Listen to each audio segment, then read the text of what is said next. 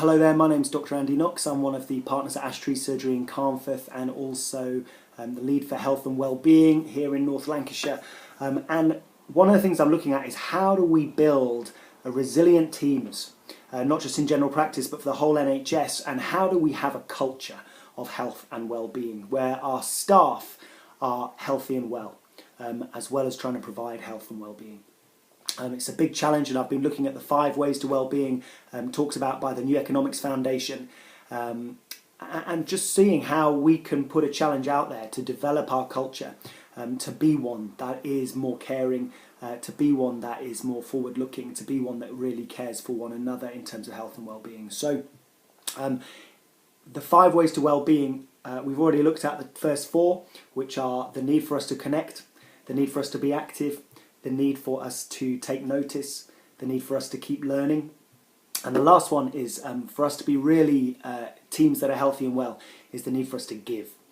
Now, you might say, we give a lot of our time and energy already, and there is something about us learning to receive as well. There's a big study done in America by a team of psychologists that showed actually the unhappiest people in America are physicians, and actually in terms of mental health rates in the UK, being a doctor is one of the highest professions for suffering, especially from anxiety and depression.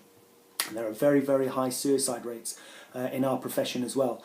And actually one of the things that they found was that we are taught as doctors that we remain professional, we give the advice, we give the care, but actually we don't ever learn to receive it for ourselves. And one of the biggest sources of love for doctors and for nurses and for therapists is actually the love that patients give back to us, the thanks, the gratitude.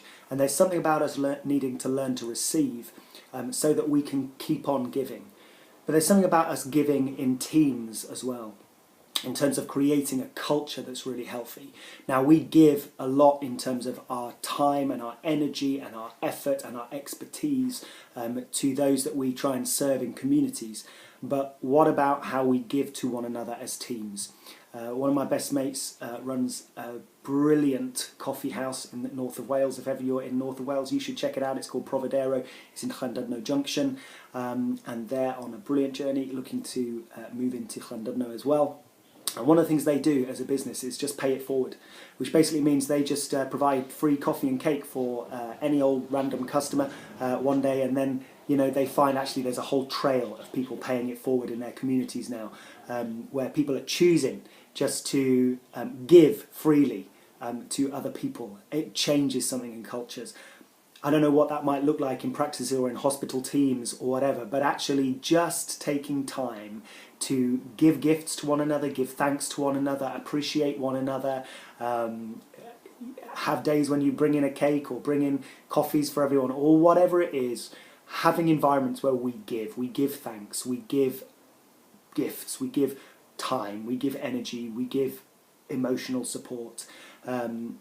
Because actually caring for one another in that way promotes our health and well-being, creates an environment where teams can just be more happy and well together.